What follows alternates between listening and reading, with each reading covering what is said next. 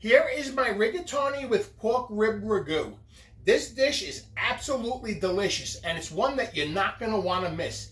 The sauce is slow cooked for an hour, and it is just fall off the bone delicious. So let's go over the ingredients and let's get cooking. Before we do that, I need you to subscribe, I need you to like the video, and don't forget to ring that dinner bell. Now let's give this a try. Instantly brings me back to my childhood. This is absolutely delicious.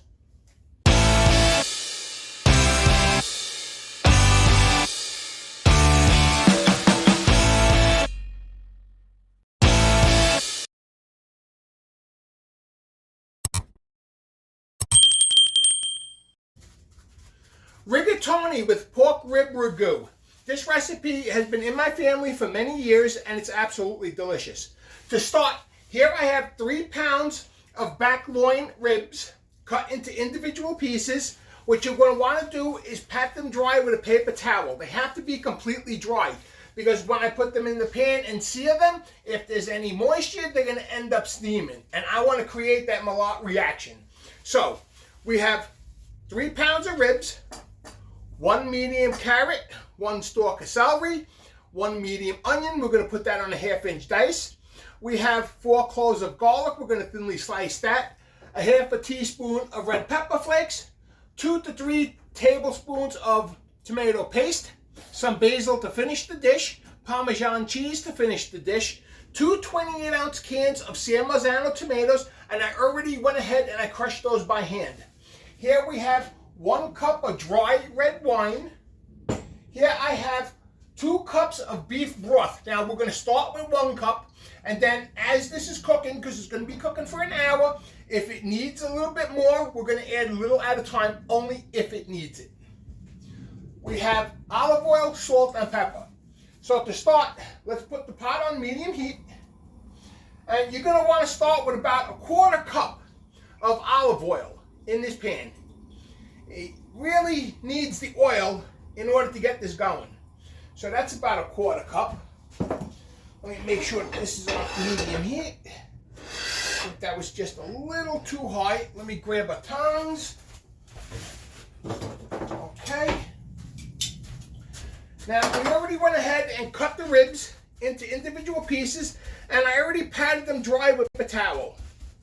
Now what we're going to do is we're going to season the ribs with salt and black pepper. So let me grab that. Let me grab the pepper. And this dish is absolutely delicious. It's been in my family for many years, and it'll be in my family after I'm far gone. So let me turn these ribs. Let me use one hand, because I don't want to dirty this hand, because this is the hand I'm going to be using the salt with. So, not that it really matters, but let's season this side with some salt. And don't be cheap with the salt on this. It really needs the seasoning. Okay, let me just give my hands a quick wash. Okay, there we go. I just don't want to grab the pepper with messy hands like that. That's a no-no in my kitchen. And it should be in yours too. Okay, so season these nicely with some pepper. And boy, I really miss my pepper mill. I'm slowly finding some of my stuff, but I haven't been able to find that yet. Okay, so we're going to take the ribs and put them in, and we're going to sear these until they're nicely browned. Then we're going to remove them from the pot, and we'll take it to the next step. As the ribs are cooking, what we're going to do is we're going to go ahead and chop up the onion on a 1/2-inch dice. We're going to cut the carrot, the celery, and the garlic. This is going to be on a 1/2-inch dice. Pretty simple. Nothing too complicated. There's nothing that we do here is complicated. So let's get this on a 1/2 inch dice. And I've been making this since I'm a little kid. My mother gave me the recipe, and I gotta say, it's just delicious. Okay, so let's get that. Let's cut the celery on a 1/2 inch dice. Okay.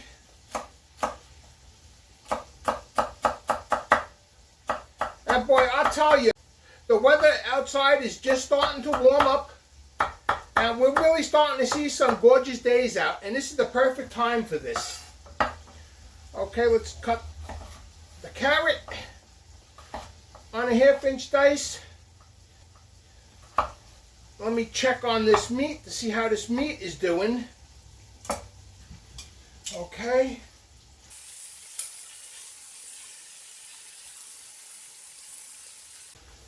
Okay, just let it go. And we're going to continue cutting the vegetables while that is cooking. Okay, so let's cut the carrots. And I'll tell you, my whole family loves this recipe. All my friends love it, and I've never had one bad complaint about it. And that says a lot. Okay, I mean, what's there not to like about ribs being braised in a tomato sauce with a little red wine and some stock? I mean, it's just a winner. Okay, so let's cut the rest of this carrot. And on this recipe, every Italian family have their own version of this. Some people add bacon. Here I do not. And the only reason why I don't add bacon is because my mother never added bacon. Okay, the garlic we're going to thinly slice. That's looking good. How's this meat doing? Meat's looking good. And I only make this on Sundays. My mother only made it on Sundays, so I only make it on Sundays. Okay, put the garlic on the side. Garlic's ready to go. That's ready to go. Okay, let me check this meat. Okay. It still has a little bit to go. As soon as these are nicely browned, I'm going to go ahead and remove it, and we will go to the next step.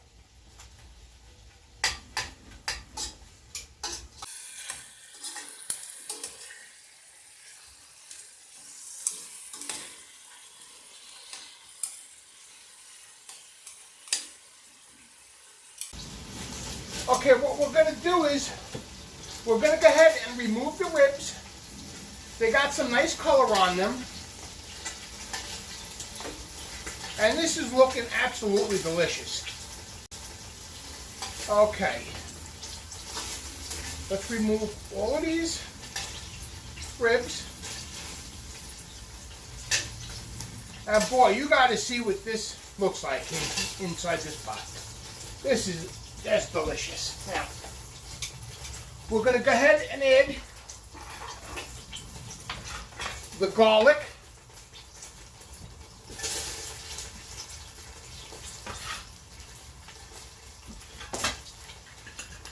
And the red pepper flakes. And we're just going to saute that until the garlic becomes lightly golden. And that should only take about a minute. Okay. The garlic is just becoming nicely golden. What we're going to do is we're going to go ahead and add the onion. And we're going to saute this just until the onion becomes nice and soft, translucent. That should only take about 3 to 5 minutes. And then we will go to the next step.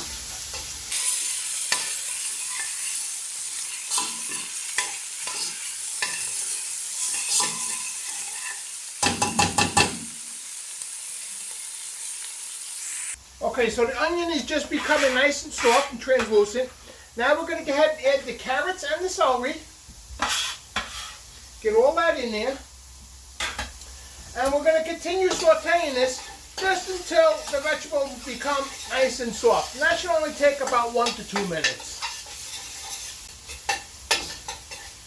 Okay, so the vegetables are just becoming nice and soft. Now what we're going to do is we're going to go ahead and add 2 to 3 tablespoons of tomato paste. Okay, that's looking good. Okay, let's give this a good mix.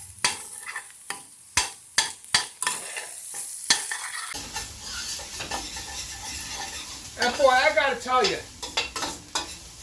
I do this only on Sundays, and I believe even your kids are gonna love this. So we're gonna continue cooking this, and once that tomato sauce is nice and caramelized, we will go to the next step. Okay, so the tomato sauce, the tomato paste is just caramelizing. Now what we're going to do is we're going to go ahead and add in the wine, and we're going to deglaze the pan. And what you're going to do is you're going to scrape all those brown bits on the bottom. That's what we call fond. You're going to want to scrape all that up, because that's where all the flavor is. So keep scraping, and what we're going to do is we're just going to simmer this just until the wine reduces by maybe a third. And that should only take about a minute or so. So keep mixing, keep scraping. I want you to get all the brown bits off the bottom. And then we're going to go ahead and add in the stock and the tomato sauce. We're going to return the ribs. And this is going to simmer for about an hour.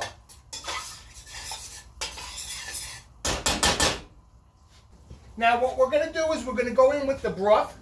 Remember, we're only using 1 cup, so that's about half of this. That's looking good. We're going to go in with the tomatoes. And wow, you got to smell what this kitchen smells like. It's unbelievable. Wow. I mean, I could just jump into this pot right now and go swimming for at least an hour or so. Just leave me in here and we're good. Okay, we'll put that in there. We're going to season this with salt. Go light on the salt because we already salted the ribs. A little pepper for the sauce. We're going to give this a good mix. And that's looking good.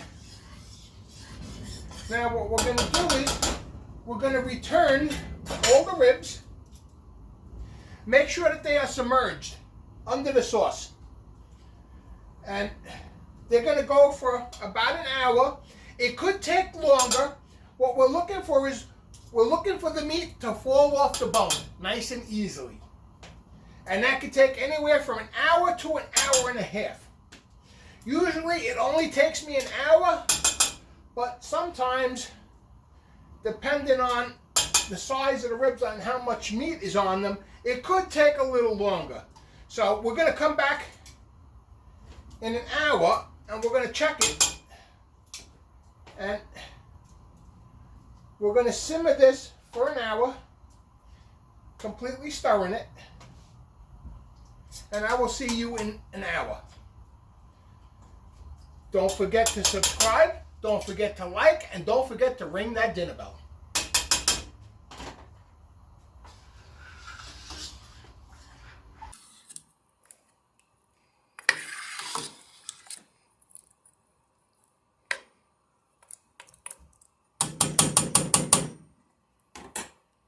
Okay, so it's been about an hour and 15 minutes.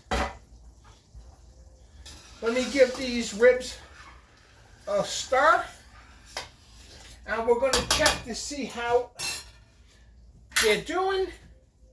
And it looks like they're just about falling apart, so that's what we're looking for. So what we're going to do is we're going to go ahead and remove the ribs from the sauce, and we're going to allow them to cool. Once they are cool, we're going to shred the meat and we're going to add it back into the sauce and discard the bones. So let me remove all of this.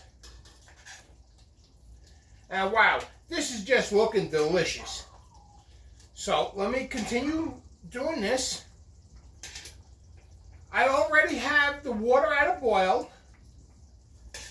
And the pasta is going to take about 10 minutes to cook. So what I want to do is, while the pasta is cooking, this could be cooling off because we're going to shred the meat and then we're going to return it back into the sauce.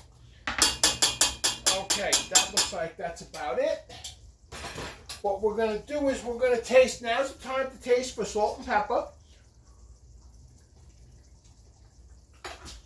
That definitely needs a little salt.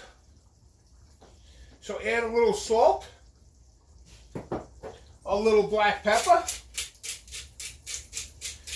What we're going to do is, that's looking good. We're going to remove this from the heat. Stir that in. And so far, I didn't have to add any more broth because the consistency is looking good. So give that a little mix. Now what I'm going to do is I'm going to allow this to cool. Once it's cool, we're going to remove the meat from the bones, shred the meat, and return it to the sauce. Then we're going to cook the pasta, and then we will plate and we will serve. And I will show you what that looks like.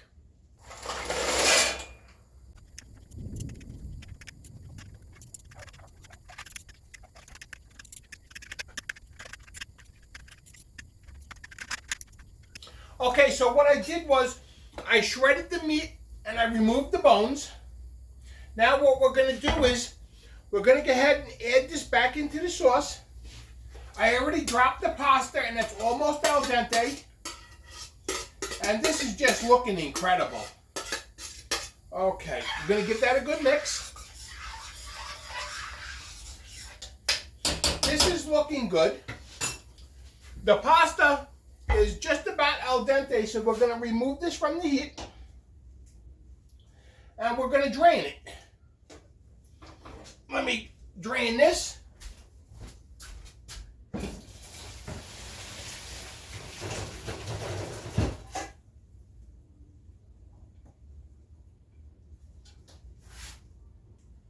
Okay. Now what we're going to do is we're going to go in with the pasta directly into the sauce. Okay? And this just smells amazing. This is definitely a Sunday meal. Okay, let's give this a good mix. Let's plate and let me show you what it looks like. And boy, this just looks absolutely amazing. I can't begin to tell you how this brings back memories of my childhood. Wow, the whole kitchen just smells amazing. Okay, so plate. What we're going to do is let's grab some basil. We're going to tear that by hand. You don't want big chunks of basil in here. You just want to lightly garnish the top of the dish with it. Okay, this is looking good. Let's give it a little Parmesan cheese. No dish is complete without the Parmesan cheese. Okay. What we're going to do is we're going to finish by lightly drizzling with olive oil. That's looking good. Let's clean the plate. And look at that. Okay. And that's looking good. And there you have it. Rigatoni with pork rib ragu.